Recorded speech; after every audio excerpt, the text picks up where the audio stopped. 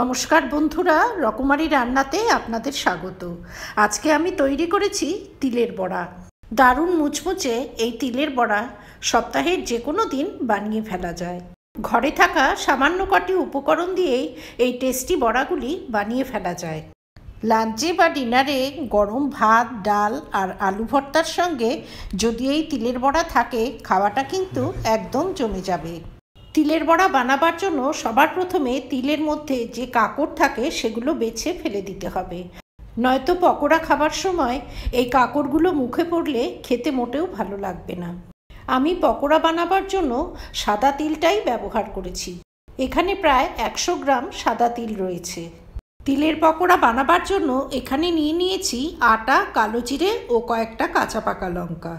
অনেকে এতে বেসনও ব্যবহার করেন, তবে বেসনের বদলে আটা দিয়েই পকোড়াগুলো বেশি ভালো হয়।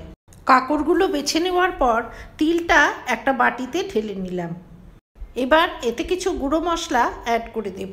এবার এই বেছে রাখা তিলের মধ্যে কাঁচা পাকা লঙ্কাগুলো কুচিয়ে অ্যাড করে দিলাম। ঝালটা নিজেদের পছন্দ অনুযায়ী দিতে হবে, যে যেমন ঝাল পছন্দ করেন। ঝাল বেশি বা কম খেলে লঙ্কার পরিমাণও সেই অনুপাতে বাড়িয়ে বা কমিয়ে দিতে হবে। অ্যাড করে দিলাম আধা চামচ কালো জিরে, দিয়ে দিলাম 2 চামচ আটা, অ্যাড করে দিলাম আধা চামচ মতো নুন, আধা চামচ হলুদ অ্যাড করে দিলাম, আধা চামচেরও কম কাশ্মীরি লঙ্কা গুঁড়ো অ্যাড করে দিলাম। আমি কাঁচা লঙ্কা অ্যাড করেছি, সেজন্য কোনো ঝাল লঙ্কার গুঁড়ো অ্যাড করিনি। তবে বেশি ঝাল পছন্দ করলে অবশ্যই ঝাল লঙ্কার গুঁড়ো অ্যাড করা যেতে পারে। এবারে অল্প অল্প করে জল অ্যাড করে সমস্ত শুকনো উপকরণ আস্তে আস্তে মেখে নেব। একবারে সমস্ত জল অ্যাড করা যাবে না, তাহলে ব্যাটারটা খুব বেশি পাতলা হয়ে যেতে পারে। ব্যাটারের ঘনত্ব বুঝে অল্প অল্প করে জল অ্যাড করে যেতে হবে। ব্যাটারটা খুব বেশি ঘনও হবে না, আবার একদম পাতলাও হবে না। আমি এই ব্যাটার তৈরি করতে এই কফি কাপের পুরো জল ব্যবহার করিনি, সামান্য জল অবশিষ্ট আছে। ব্যাটারটা একটু আঠালো মন্ড মতো হলে পকোড়াগুলো বানাতে সুবিধে হবে। এবারে পকোড়া ভাজার জন্য গ্যাসে একটা কড়াই বসিয়ে দিয়ে দিলাম পর্যাপ্ত পরিমাণে সর্ষের তেল। আমি সর্ষের তেলে পকোড়াগুলো বানিয়েছি, তবে চাইলে সাদা তেলেও অবশ্যই পকোড়াগুলি বানানো যাবে। এবারে মেখে রাখা মন্ড থেকে অল্প অল্প করে নিয়ে পকোড়ার শেপ দিয়ে তেলের ওপরে ব্যাটারটা দিয়ে দিলাম।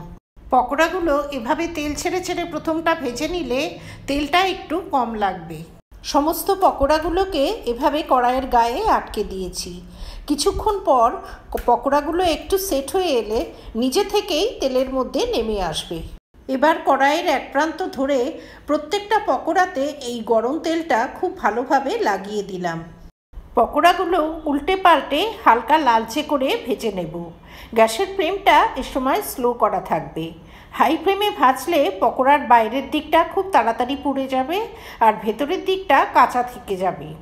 এইভাবে বড়াগুলো ভেজে নিলে বড়াগুলো যেমন মুচমুচে হবে, তেমনি ভেঙেও যাবে না।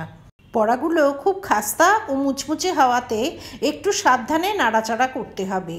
সময় নিয়ে ধৈর্য ধরে বড়াগুলোকে বেশ লালচে ও মুচমুচে করে ভেজে নিয়েছি।